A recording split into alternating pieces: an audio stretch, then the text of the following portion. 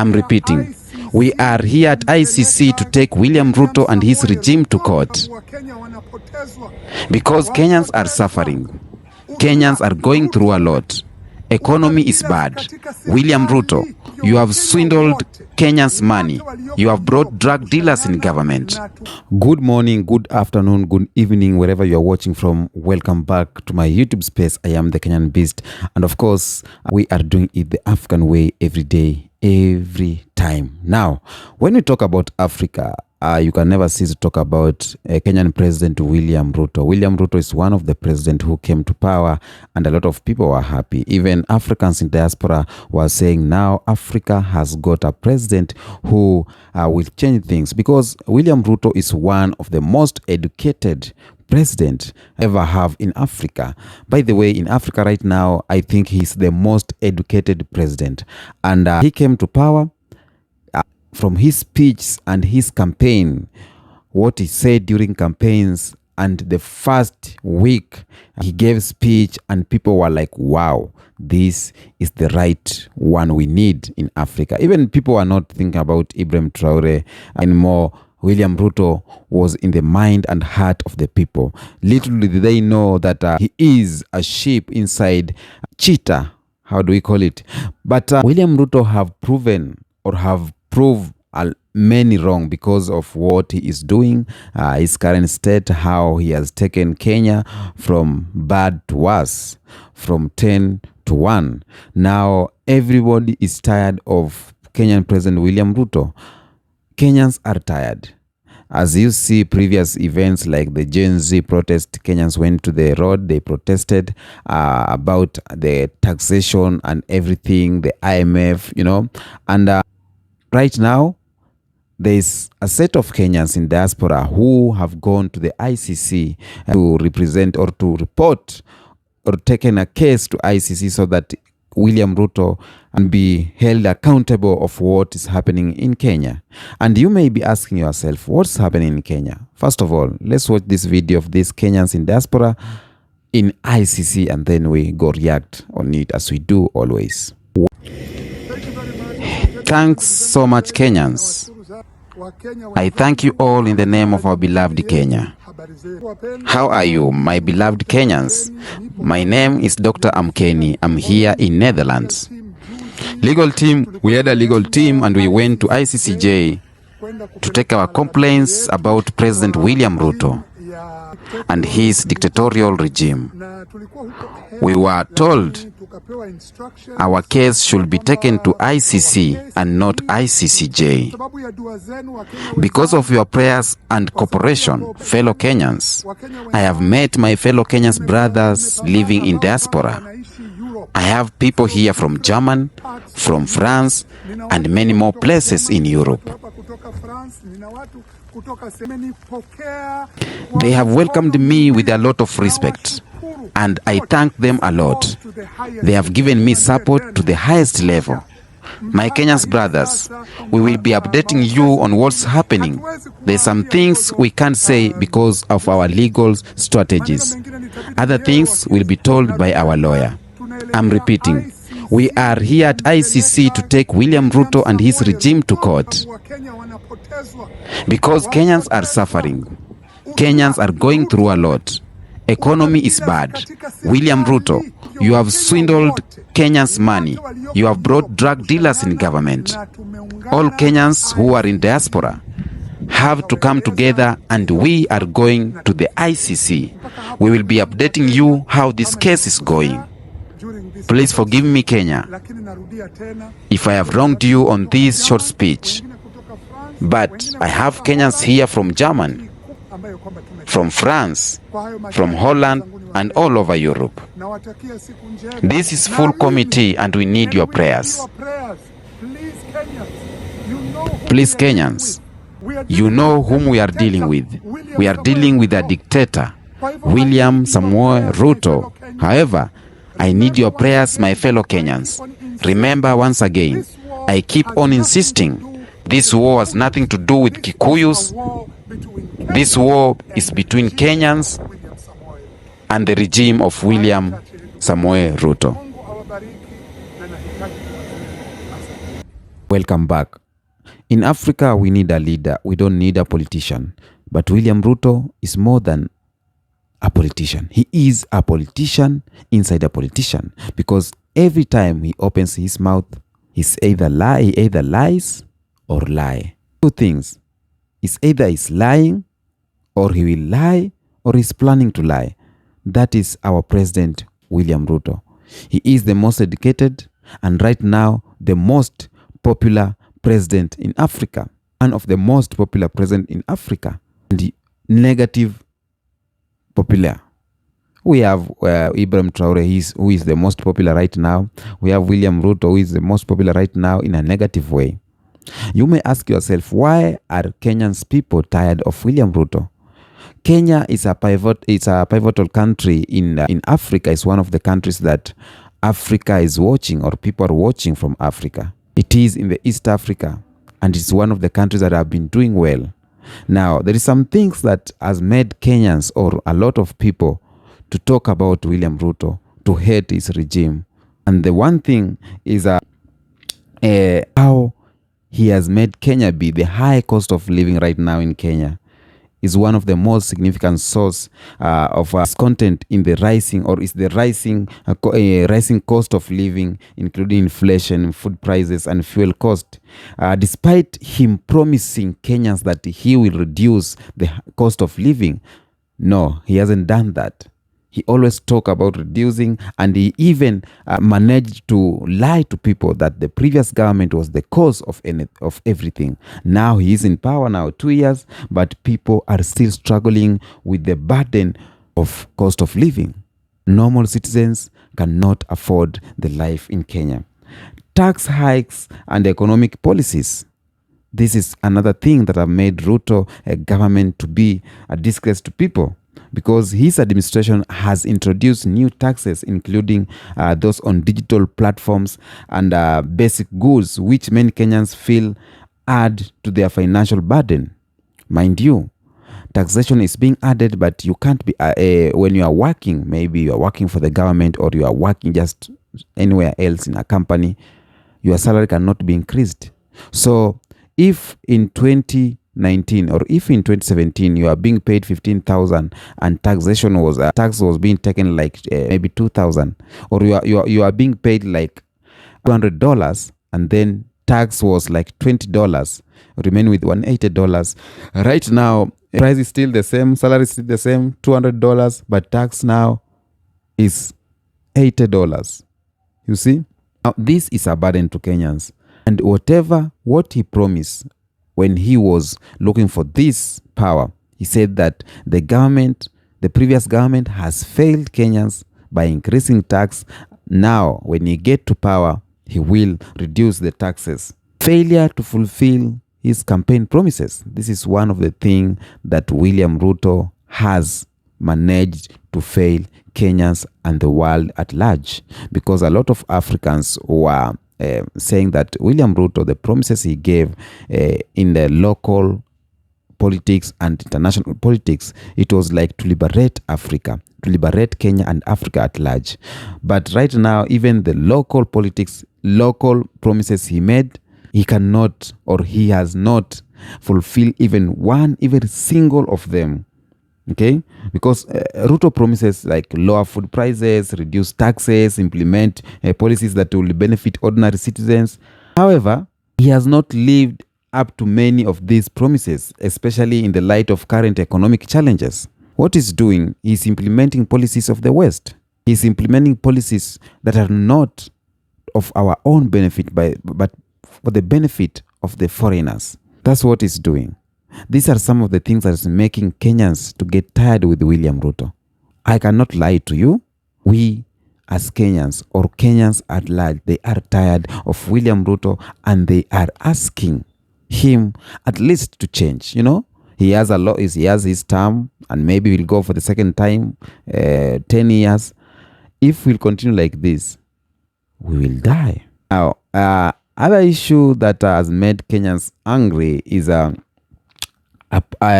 appointing political individuals, like appointing political individuals, friends, to to be the governed, because he has been accused.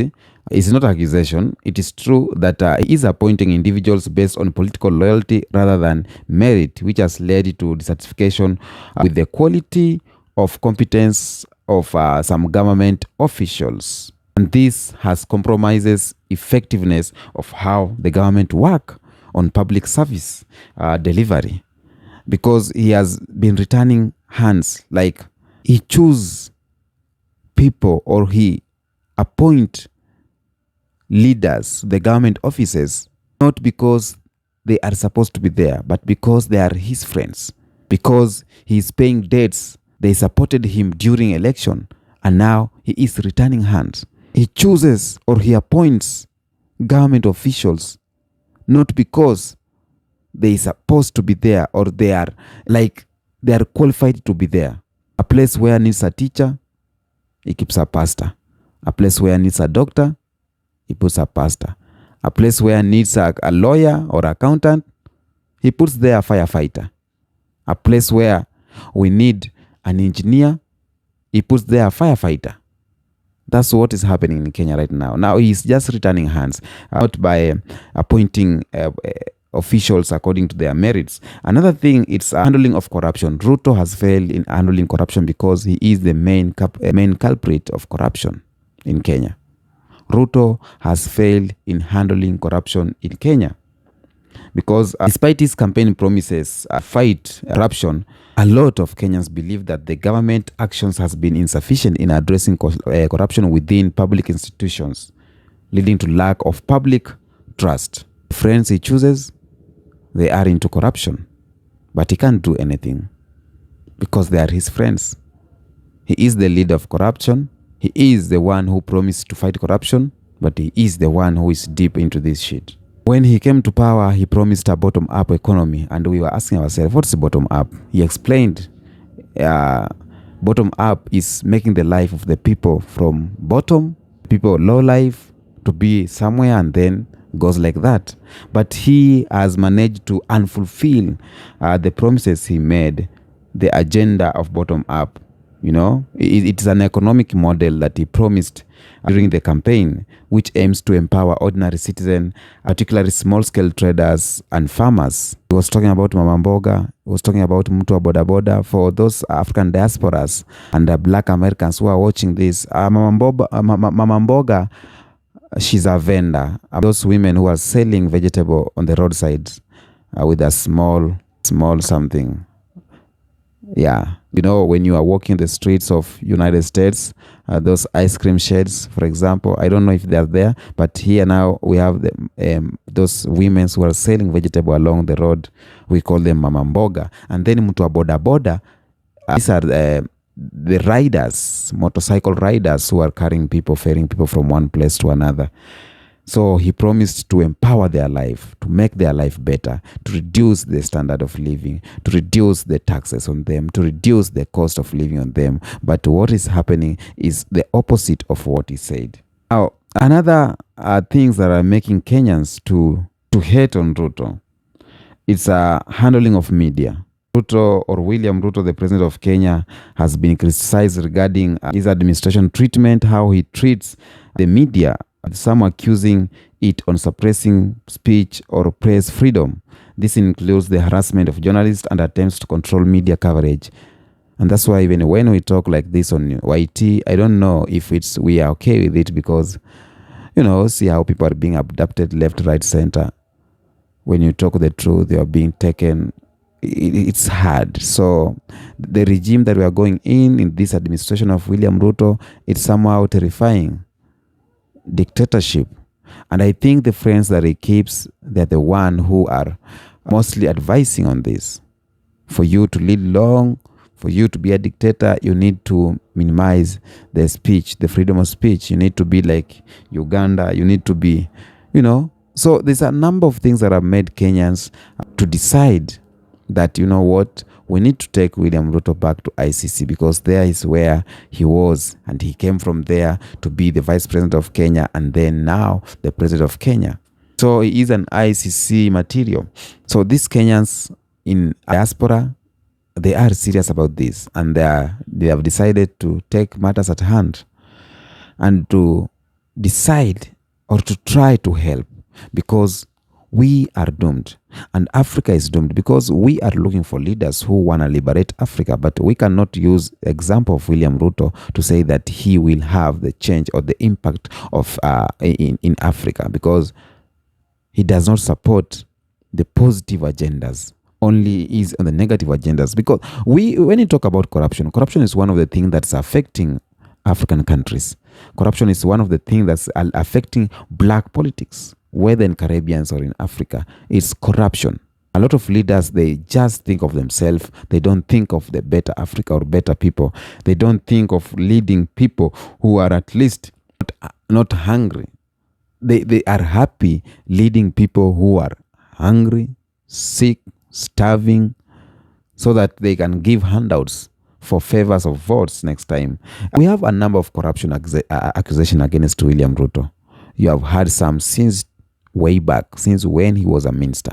We have had corruption of Chicken Gate, the Chicken Gate scandal that was in 2012, land grabbing. Land grabbing is one of the main corruption scandals that's affecting President William Ruto, because over the years, even when he was not a president, over the years, the story has been theirs. And he was even involved in land grabbing of a public school, Langata Road Primary School, which he used it in personal use. When you talk about the ICC case, we believe that he came from ICC to come and take the seat of the president. This is person who was involved in some cases, which is the ICC court said there's no case. But Kenyans believe he is a material of ICC. There is corruption like Aror and Kimarer Dam scandal, where a lot of money was being swindled. The multi-billion shilling project meant to provide water and power to certain parts of Kenya swindled. And William Ruto was in the face of that project. He was named severally in that scandal. Now, this is the project that was supposed to help Kenyans, not to dry of lack of water. But the project was somehow dried because of corruption. There's this scandal of KEMSA scandal. This is a Kenya Medical Supplies Authority. During COVID-19 pandemic, the KEMSA was the center of scandal involving the alleged theft of mismanagement of billions of shillings made to purchase of medical supplies, just like it happened in South Africa, where Ramaphosa was involved in this scandal, and we call it Palapala, where a lot of money was being stolen. We have allegation from his political opponents. They have allegation on him. A hustler and bottom-up agenda is still a mess. But he keeps on saying that this is just attack from his opposition counterparts. But Kenyans and Africans, blacks, Africans in the diaspora, now they don't believe in William Ruto anymore. Do you? They don't believe in William. I was talking to one of African diaspora, and he was telling me William Ruto, when he came to power, he was the happy man because he thought that he will change the face of Africa, the face of East Africa. But right now, barely 2 weeks in power, he said, you know what? This guy is not what we think he is. He lies a lot, unfulfilled promises. He promises a lot. It's just a mess in Kenya. And when we talk, it's like we cannot just achieve by talking like this, because now there is this something we call broad-based government, where he has included oppositions to his government. Now there's no one to pick against him. There's no one to say, here you are doing bad, here you're doing good. There's no opposition. There's no someone to watch over the government, over what he's doing. He has managed to capture all the politicians in his bucket. Now it is politicians versus Kenyans. Those politicians who were in opposition that were trying to say, Ruto, you have done this bad, you have to change this. Now they are no more, because they are in this bucket of William Ruto. That's how it is in Kenya. And that's how William Ruto leadership, it's just a mess, I can say like that. Now these Kenyans in diaspora, or Africans in diaspora, have decided to go to ICC. Let us see what will happen. I know nothing will happen because he's a puppet to them, and he's their guy, and they are the one who chosen him to be this power. So I'm looking forward to see nothing happening from ICC. All I can say, if we want change, it's only us Kenyans who can change. Only us Africans who can change the face of Africa and the face of Kenya, because the white cannot help. If we decide that we are waiting for the white to help, no, they can never help. They are here to see the instability and everything. Now, tell me what you think on the comment section. Do you think Ruto's government has managed to fulfill the promises, or do you think Ruto's government has failed terribly? Tell me in the comment section what do you think. Until next episode, and peace be with you.